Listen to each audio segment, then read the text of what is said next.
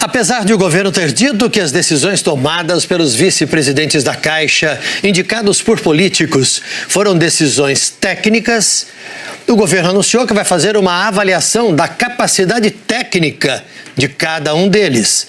E a Caixa vai fazer mudanças no estatuto para dificultar nomeações políticas. E você vai ver também. Mobilização contra a febre amarela. Na Bahia existe uma preocupação por causa do carnaval, quando Salvador recebe milhares de turistas. No Rio de Janeiro, o dia D contra a febre amarela vai ser no próximo dia 27. Aqui em Minas Gerais subiu para 15 o número de mortes por febre amarela desde dezembro. Em Mariporã, a cidade com maior número de casos da doença em São Paulo, as autoridades decidiram: só pode tomar a vacina quem mora no município. E mais, os ingleses reclamam de crise no sistema de saúde. Faltam enfermeiros e milhares de atendimentos estão sendo adiados. Temperaturas de até 67 graus negativos. Uma onda de frio polar cobre a Europa e os Estados Unidos. De filas nos postos de saúde em busca da vacina contra a febre amarela. E algumas pessoas adotaram uma atitude arriscada e contrária à recomendação dos especialistas. Acompanhe na reportagem de Roberto Paiva. Tumulto num posto de vacinação em Mairiporã, na Grande São Paulo. Um funcionário tentava organizar a fila. Centenas de pessoas de outras cidades vieram procurar aqui a vacina contra a febre amarela. De onde vocês vieram? De São Paulo. São Paulo, capital. Isso, bairro Itaquera. Eu moro em Osasco. Sou de Itaquaquecetuba e eu vim atrás do que todo mundo está procurando, né? O número das senhas mostra como a procura é grande. 1670. Eu peguei a senha 512, já agora que chegou a minha vez. Obrigado. 512. Mairiporã é o município com o maior número de casos da doença em São Paulo. Por causa disso, aqui não tem faltado vacina contra o vírus. Mas hoje à tarde, as autoridades decidiram vacinar apenas quem mora em Mairiporã. Só que a cidade de Mairiporã exauriu a sua capacidade de fornecer medicação nesse momento. Teve revolta na fila. Minha avó tem 99 anos. Ela está aqui no carro, aqui na frente. A vacina não é do município, é do país, é do estado. Então eu não sei por que eles estão segurando. Sair de uma área segura e ir buscar vacina numa área de risco é um erro. É um risco. Esse tipo de ação faz com que eu vá para uma unidade que é sabidamente uma unidade de risco, em que eu possa ficar 4 ou 5 horas numa fila. Eu estou exposto. Quando eu estou exposto, eu corro o risco de contrair a febre amarela, porque eu estou indo para uma região que sabidamente é de risco. A partir do momento que eu utilizo doses de vacina para quem não precisa, alguém que precisa vai ficar sem vacina. Na capital paulista, que não é uma área de risco, os locais de vacinação não conseguem atender a demanda. Essa é uma situação que tem se tornado muito comum aqui em São Paulo. As pessoas passam 2, 3, 4 horas na fila e, ao final do dia, uma funcionária da Unidade Básica de Saúde informa que não tem mais vacina hoje, é só amanhã. O médico infectologista, coordenador do núcleo do viajante do Hospital Emílio Ribas de São Paulo, pede que as pessoas tenham calma nesse momento. O Estado está se preparando para que 100% da população possa receber essa vacina, só que essas ações elas precisam ser planejadas de uma maneira um pouquinho mais detalhada, com mais tempo e no momento tem que se priorizar aquelas pessoas que vivem perto das áreas de mais risco. O que a gente tem de informação é que há vacina. Existe planejamento de fracionamento dessas doses exatamente para poder abarcar uma população maior. Além de São Paulo, a campanha de vacinação contra a febre amarela tem foco principalmente em cidades da Bahia, de Minas Gerais e do Rio de Janeiro, como mostram os nossos repórteres. No Rio de Janeiro, o dia D contra a febre amarela vai ser no próximo dia 27. A Secretaria Estadual de Saúde diz que todos os 92 municípios vão participar. A vacina estará disponível nas unidades básicas de saúde, nas unidades de pronto atendimento, em instalações montadas pela Secretaria e também nos quartéis do Corpo de Bombeiros. A Secretaria informa que ainda será aplicada a dose integral da vacina e, a partir partir de 19 de fevereiro, a dose será fracionada de acordo com a recomendação do Ministério da Saúde. O objetivo do dia D é chamar a atenção da população para a importância de se imunizar contra a doença. Esse ano já foram registrados no Rio 4 casos de febre amarela silvestre em humanos e 3 pessoas morreram. Aqui muita gente tem procurado os postos de vacinação, mas precisa enfrentar as filas enormes que começam de madrugada.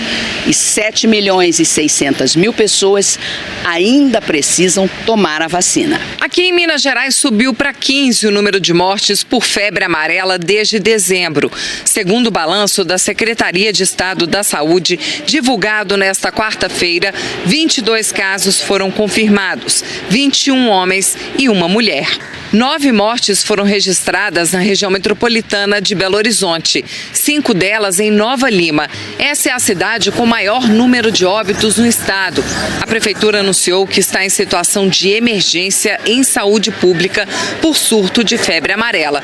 A procura pela vacina nos postos de saúde do município aumentou muito, mas os postos só estão liberando doses para quem ainda não foi imunizado. Na Bahia existe uma preocupação por causa do carnaval, quando Salvador recebe milhares de turistas.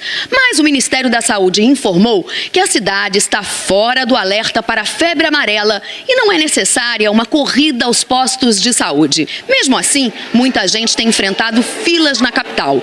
A procura pela vacina aumentou 700% em 3 dias. No último domingo foi confirmada a primeira morte por febre amarela na Bahia desde 2000. Mas o homem que veio de São Paulo já chegou ao estado com sintomas da doença. Por enquanto, a dose que está sendo dada é padrão.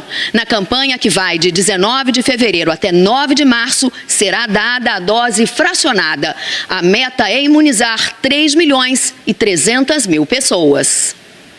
O ministro da Fazenda disse hoje que a Caixa Econômica vai aprovar um novo estatuto na próxima sexta-feira, provavelmente com limites para indicações políticas a cargos na diretoria. A repórter Giovana Teles tem as informações. Já é dado como certo que os vice-presidentes que foram afastados da Caixa por suspeita de corrupção não voltam mais aos cargos. O presidente do banco designou hoje os substitutos temporários. E o ministro da Fazenda disse que não só os 4 que foram nomeados hoje, mas também os outros 8 vice-presidentes do banco vão passar por uma reavaliação pelo Conselho Administrativo depois que for aprovado o novo Estatuto da Caixa. O novo Estatuto será aprovado na sexta-feira, dia 19. O novo Estatuto deve prever que todos os diretores terão que passar por um critério de avaliação técnica e serem confirmados pelo Conselho. Então, o Conselho vai analisar a situação dos 8 diretores que não foram afastados, mas que serão analisados pelo Conselho, para saber se ficam ou não. E os que foram afastados apresentaram a sua defesa e deverão ou não ser confirmados. O novo Estatuto da Caixa tem que se adequar à lei das estatais. A lei de 2016 estabelece critérios mais rigorosos para as indicações para cargos de presidente e diretores de estatais e empresas de economia mista. De acordo com a lei, os indicados devem ser cidadãos de reputação ilibada e notório conhecimento, além de experiência comprovada na área. E proíbe a indicação para o Conselho de Administração e Diretoria das estatais, por exemplo, de dirigentes de partido político, titular de mandato legislativo e a pessoa que atuou nos últimos 3 anos em estruturas de decisões de partidos políticos ou em campanha eleitoral. E ainda quem tem cargo em organização sindical. A Caixa já sinalizou que deve mudar a forma de escolha dos vice-presidentes. Hoje, eles são nomeados e demitidos pelo presidente da República por indicação do ministro da Fazenda, ouvindo o Conselho de Administração. Agora, a sinalização é que as indicações devem ser do próprio Conselho de Administração. E com o novo Estatuto do Banco, seguindo a lei das estatais, a expectativa é que os partidos políticos reduzam bastante o espaço que eles têm no banco, um espaço que é disputadíssimo por aliados do governo, seja ele qual for. A Caixa também é assunto no Tribunal de Contas da União. O TCU vai decidir se concorda ou não com uma lei sancionada pelo presidente Michel Temer que autoriza a Caixa a se capitalizar com até 15 bilhões de reais do FGTS. O procurador que entrou com a representação para que esse assunto fosse para o tribunal, Júlio Marcelo de Oliveira, me disse que o FGTS não tem que arcar com o risco de não receber mais esse recurso da Caixa. Na avaliação do procurador, o banco tinha que conseguir mais dinheiro para aumentar a quantidade, o volume de empréstimos junto ao mercado, não com o fundo de garantia dos trabalhadores. Ainda não tem data marcada para esse julgamento no TCU. Giovana Teles, de Brasília, para o Jornal da Globo. A 10ª Vara Civil de Brasília negou o pedido de indenização de R$600 mil do presidente Michel Temer contra o empresário Joesley Batista, que está preso em Brasília.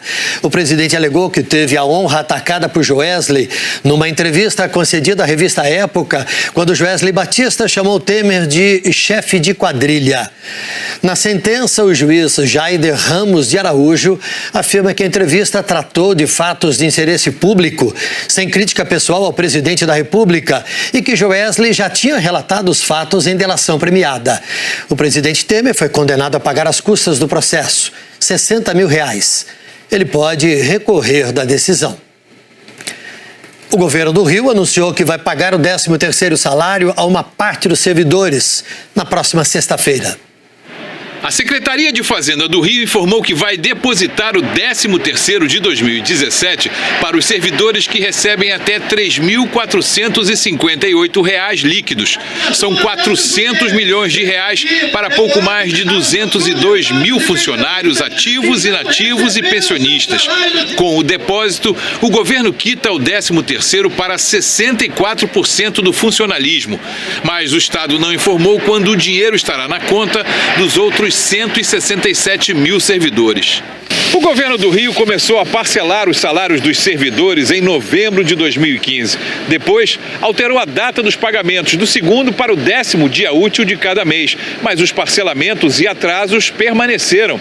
Nesse tempo todo, só a folha de julho de 2017 foi depositada em dia. O 13º de 2016, por exemplo, só foi quitado integralmente no mês passado, um ano depois do prazo. Segundo o Estado, o dinheiro veio da arrecadação de impostos e do depósito da 2ª parcela do empréstimo firmado pelo Plano de Recuperação Fiscal, R$900 milhões. Para amenizar um pouco a crise, sindicatos e a ONG Ação da Cidadania chegaram a distribuir cestas básicas para os funcionários. Atualmente, nenhum salário está em atraso. Dia tenso no mercado de Bitcoin. A moeda virtual mais popular do mundo chegou a valer menos de $10 mil. O gráfico de negociação foi uma verdadeira gangorra. O Bitcoin começou valendo $11.280. No meio do dia, caiu para $9.400, exatamente $9.402, uma desvalorização de 16%. Só que depois se recuperou e agora há pouco era cotado a quase $11.700, $11.688. Mesmo fechando o dia com valorização, o Bitcoin já vale 40% a menos do que valia há um mês, quando chegou perto ali dos $20 mil. Essa desvalorização, segundo os analistas, estaria acontecendo por causa da intenção dos mercados de regular a moeda virtual. Nós vamos falar agora de saúde pública, mas da Inglaterra. O sistema, que já foi sinônimo de eficiência, vive uma debandada de profissionais. Acompanhe na reportagem de Rodrigo Carvalho. Com os hospitais cheios, a pressão no trabalho tem estressado e deprimido profissionais que sempre sonharam em trabalhar aqui. 33 mil enfermeiros foram embora só no ano passado. Esse médico diz que os pacientes estão tendo que esperar 7, 8, 9, até 10 horas em setores de emergência. O NHS, Sistema Público de Saúde do Reino Unido, sempre foi motivo de orgulho para os britânicos. Com foco no atendimento imediato de bairro virou referência mundial. Foi a grande inspiração para a criação do SUS, o Sistema Único de Saúde brasileiro, no final dos anos 80. Mas a população britânica envelheceu e o sistema não tem dado conta. Hoje faltam leitos e sobram pedidos de desculpas. A primeira-ministra e o ministro da Saúde concordam que estão diante de uma crise. Essa semana, a imprensa britânica revelou que estudantes de medicina estão sendo chamados para trabalhar como voluntários. O pedido escancara a crise, mas a ajuda é bem-vinda. A gente vive agora o auge do inverno aqui na Europa, o que torna a situação especialmente delicada. 55 mil atendimentos já tiveram que ser adiados para fevereiro. Quase 20% dos pacientes não conseguem agendar uma consulta para a mesma semana. A situação preocupa, mas quem tem outras referências de saúde pública não reclama da crise. Semana passada, essa brasileira precisou levar o marido para um atendimento de emergência em Londres, depois de uma convulsão. Ela não fala inglês, mas aqui tem tradutores de plantão para ajudar os hospitais. O pessoal da ambulância, porque a gente fala italiano, entende um pouco de espanhol e tem o português. Então, uma das 3 línguas sempre estava com a gente. O atendimento foi excepcional. Eu não, se isso é o pior atendimento, eu não sei o que é melhor. Vocês não têm plano de saúde aqui? Não. Não precisa. Não, aqui não existe isso, existe? Existe, mas é raro. O Reino Unido se acostumou com um nível alto. Por isso, a frustração de pacientes como esse, que já teve uma cirurgia cancelada 2 vezes em um mês, chama tanto atenção. No último dia de visita ao Chile, o Papa Francisco celebrou missa numa região de conflitos, o território que já foi dos índios Mapuche. Francisco rezou uma missa na base aérea de Temuco, construída em antigas terras do povo indígena Mapuche. O território é reivindicado até hoje pelos índios, que tiveram parte de seu povo dizimado no fim do século XIX e mais de 10 milhões de hectares de terra perdidos. Durante a ditadura Pinochet, os Mapuche foram mortos e torturados. Hoje, a Igreja Católica ajuda a preservar as tradições e eles esperam que Francisco possa ajudar no processo de recuperação das terras. A visita do Papa ao Chile foi marcada por protestos violentos, várias igrejas queimadas e hoje 2 helicópteros foram incendiados. A população protesta contra a nomeação de um bispo feita pelo Papa. Juan Barrios Madri é acusado de acobertar um padre chileno que abusava de menores. Segundo a agência Associated Press, o Papa já pediu uma explicação da Igreja do Chile sobre o caso. Amanhã, Francisco segue para o Peru. Você vai ver ainda hoje no Jornal da Globo o cenário gelado que toma conta do hemisfério norte. E já no próximo bloco, este ano, mais de 140 milhões de eleitores voltam às urnas para escolher o novo presidente do Brasil. E nós queremos ouvir o que os brasileiros de cada cidade do país esperam para o futuro. Grave o seu vídeo e mande para nós. A repórter Érica Figueiredo foi até Caracaraí, em Roraima, para mostrar o que você deve fazer para que o seu vídeo seja o melhor e represente a sua cidade. Eu estou aqui na orla de Caracaraí, no sul de Roraima. É diante desse marco tão representativo da cidade que eu te pergunto, que Brasil você quer para o futuro? Nós queremos ouvir o desejo de cada um dos 5.570 municípios do Brasil. O país inteiro vai dar o seu recado aqui nos nossos telejornais. E você pode ser o porta-voz da sua cidade gravando um vídeo do seu celular. Você deve se posicionar diante de um dos lugares mais conhecidos da sua cidade, um lugar que identifique de onde você está falando, sempre de dia. Aí você vai pedir para um amigo seu que faça o vídeo para você. Eu vou pedir para a Tatiana, que é aqui de Caracaraí, fazer a gravação.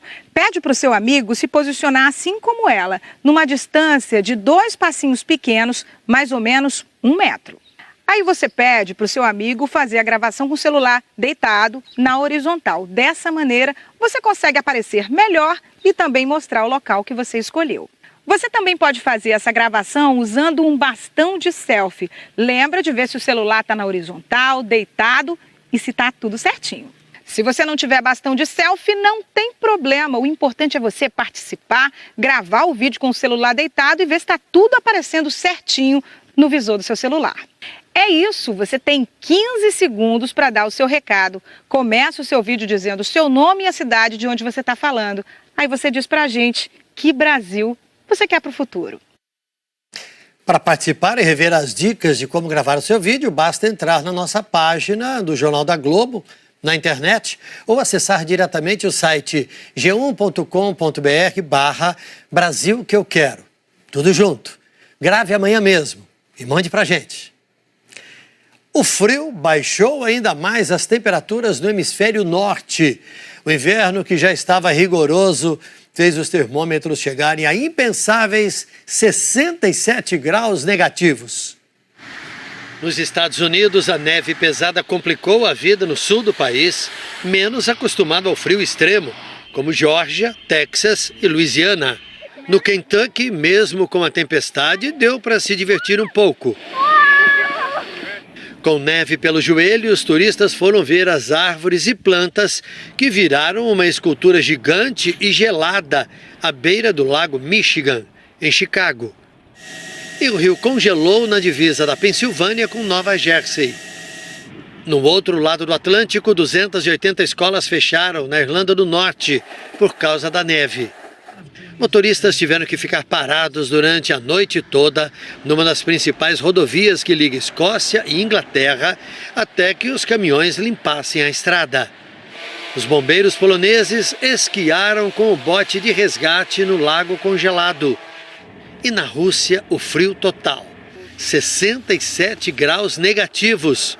Foi em Yakutia, uma das regiões mais frias do mundo.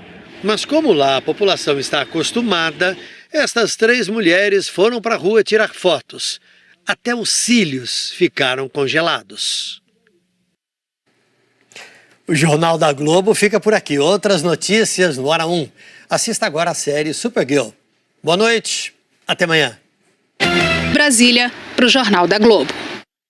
A 10ª Vara Civil de Brasília negou o pedido de indenização de R$600 mil do presidente Michel Temer contra o empresário Joesley Batista, que está preso em Brasília. O presidente alegou que teve a honra atacada por Joesley numa entrevista concedida à revista Época, quando Joesley Batista chamou Temer de chefe de quadrilha. Na sentença, o juiz Jaider Ramos de Araújo afirma que a entrevista tratou de fatos de interesse público, sem crítica pessoal ao presidente da República, e que Joesley já tinha relatado os fatos em delação premiada. O presidente Temer foi condenado a pagar as custas do processo, R$60 mil. Ele pode recorrer da decisão. O governo do Rio anunciou que vai pagar o 13º salário a uma parte dos servidores na próxima sexta-feira. A Secretaria de Fazenda do Rio informou que vai depositar o 13º de 2017 para os servidores que recebem até R$ 3.458 líquidos. São R$400 milhões para pouco mais de 202 mil funcionários ativos, inativos e pensionistas. Com o depósito, o governo quita o 13º para 64% do funcionalismo. Mas o Estado não informou quando o dinheiro estará na conta dos outros 167 mil servidores. O governo do Rio começou a parcelar os salários dos servidores em novembro de 2015. Depois, alterou a data dos pagamentos do 2º para o 10º dia útil de cada mês. Mas os parcelamentos e atrasos permaneceram. Nesse tempo todo, só a folha de julho de 2017 foi depositada em dia. O 13º de 2016, por exemplo, só foi quitado integralmente no mês passado, um ano depois do prazo. Segundo o Estado, o dinheiro veio da arrecadação de impostos e do depósito da 2ª parcela do empréstimo firmado pelo Plano de Recuperação Fiscal, R$900 milhões. Para amenizar um pouco a crise, sindicatos e a ONG Ação da Cidadania chegaram a distribuir cestas básicas para os funcionários. Atualmente, nenhum salário está em atraso. Dia tenso no mercado de Bitcoin. A moeda virtual mais popular do mundo chegou a valer menos de $10 mil. O gráfico de negociação foi uma verdadeira gangorra. O Bitcoin começou valendo 11.280 dólares. No meio do dia, caiu para 9.400 dólares, exatamente 9.402 dólares, uma desvalorização de 16%. Só que depois se recuperou e agora há pouco era cotado a quase 11.700 dólares, 11.688. Mesmo fechando o dia com valorização, o Bitcoin já vale 40% a menos do que valia há um mês, quando chegou perto ali dos... Junto ao mercado, não com o Fundo de Garantia dos Trabalhadores. Ainda não tem data marcada para esse julgamento no TCU. Giovana Teles, de Brasília, para o Jornal da Globo. A 10ª Vara Civil de Brasília negou o pedido de indenização de R$600 mil do presidente Michel Temer contra o empresário Joesley Batista, que está preso em Brasília. O presidente alegou que teve a honra atacada por Joesley numa entrevista concedida à revista Época, quando Joesley Batista chamou Temer de chefe de quadrilha. Na sentença, o juiz Jaider Ramos de Araújo afirma que a entrevista tratou de fatos de interesse público, sem crítica pessoal ao presidente da República, e que Joesley já tinha relatado os fatos em delação premiada. O presidente Temer foi condenado a pagar as custas do processo, R$60 mil. Ele pode recorrer da decisão. O governo do Rio anunciou que vai pagar o 13º salário a uma parte dos servidores na próxima sexta-feira. A Secretaria de Fazenda do Rio informou que vai depositar o 13º de 2017 para os servidores que recebem até R$ 3.458 líquidos. São R$400 milhões para pouco mais de 202 mil funcionários ativos, inativos e pensionistas. Com o depósito, o governo quita o 13º para 64% do funcionalismo. Mas o Estado não informou quando o dinheiro estará na conta dos outros 167 mil servidores. O governo do Rio começou a parcelar os salários dos servidores em novembro de 2015. Depois, alterou a data dos pagamentos do 2º para o 10º dia útil de cada mês. Mas os parcelamentos e atrasos permaneceram. Nesse tempo todo, só a folha de julho de 2017 foi depositada em dia. O 13º de 2016, por exemplo, só foi quitado integralmente no mês passado, um ano depois do prazo. Segundo o Estado, o dinheiro veio da arrecadação de impostos e do depósito da 2ª parcela do empréstimo firmado pelo Plano de Recuperação Fiscal, R$900 milhões. Para amenizar um pouco a crise, sindicatos e a ONG Ação da Cidadania chegaram a distribuir cestas básicas para os funcionários. Atualmente, nenhum salário está em atraso. Dia tenso no mercado de Bitcoin. A moeda virtual mais popular do mundo chegou a valer menos de 10 mil dólares. O gráfico de negociação foi uma verdadeira gangorra. O Bitcoin começou valendo 11.280 dólares. No meio do dia, caiu para 9.400 dólares, exatamente 9.402 dólares, uma desvalorização de 16%. Só que depois se recuperou e agora há pouco era cotado a quase 11.700 dólares, 11.600. A se capitalizar com até 15 bilhões de reais do FGTS.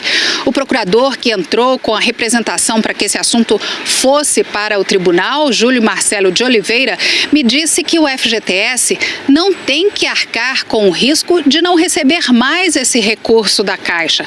Na avaliação do procurador, o banco tinha que conseguir mais dinheiro para aumentar a quantidade e o volume de empréstimos junto ao mercado, não com o Fundo de Garantia dos Trabalhadores. Ainda não tem data marcada para esse julgamento no TCU. Giovana Teles, de Brasília, para o Jornal da Globo. A 10ª Vara Civil de Brasília negou o pedido de indenização de R$600 mil do presidente Michel Temer contra o empresário Joesley Batista, que está preso em Brasília. O presidente alegou que teve a honra atacada por Joesley numa entrevista concedida à revista Época, quando Joesley Batista chamou Temer de chefe de quadrilha.